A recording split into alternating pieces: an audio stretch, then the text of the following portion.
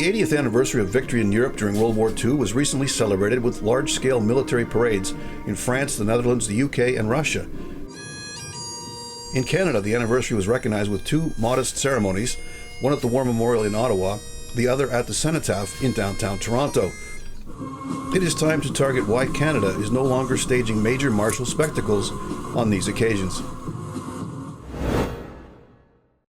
It would seem that U.S. President Donald Trump is pushing ahead with plans to stage a massive military parade on June 14th. That date will mark the 250th anniversary of the establishment of the Continental Army.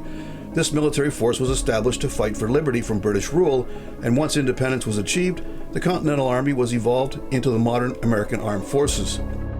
Putting that historical milestone aside, June 14th will also mark Trump's 79th birthday. According to Pentagon planners, Trump's vision for a military spectacle will involve some 6,600 troops and over 150 combat vehicles. The logistics for this parade are challenging. The soldiers will be deployed from all over the United States to Washington, D.C.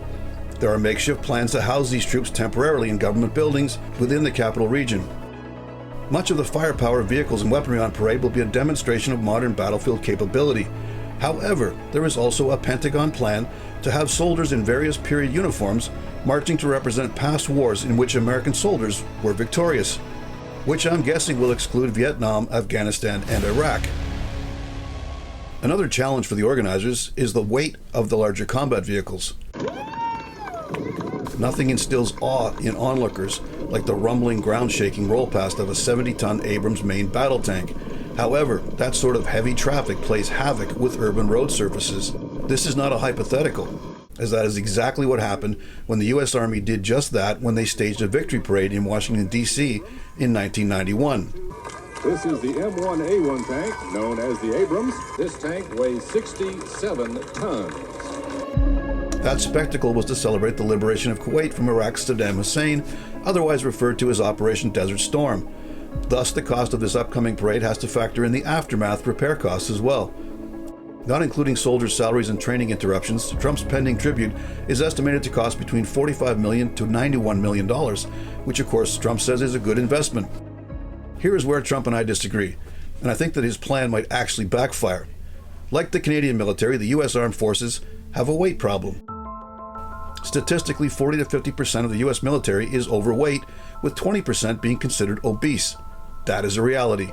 Sure, parade planners could cherry-pick the best candidates, but you're still going to fall short of the mark. Real authoritarian dictatorships know how to parade martial prowess.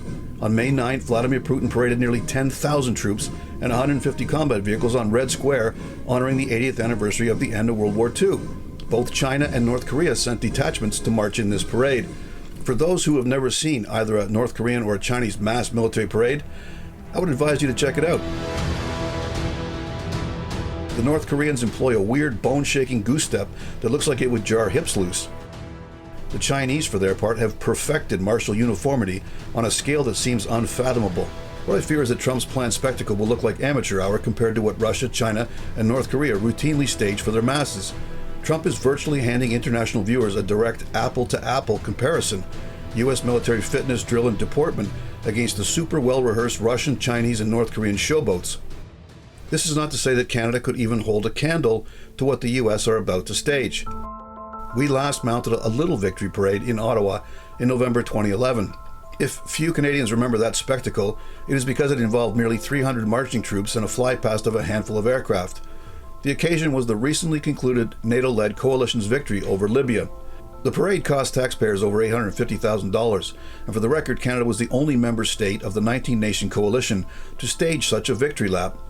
That NATO left Libya plunged into violent anarchy, which remains in effect to this day, makes Canada's victory parade in 2011 all the more ironic. The last major CAF ceremonial display in Ottawa was the July 2, 2008 Chief of Defence Staff change of command. It was organized by outgoing CDS General Rick Hillier, who paraded nearly 1,000 troops from all three service branches, plus the Ceremonial Guard Band. To cap off his illustrious career, General Hillier climbed into a Leopard main battle tank and rode off the parade square. I honestly do not believe that the CAF could mount a spectacle of that magnitude in 2025. That is sad but true. This has been On Target. I'm Scott Taylor.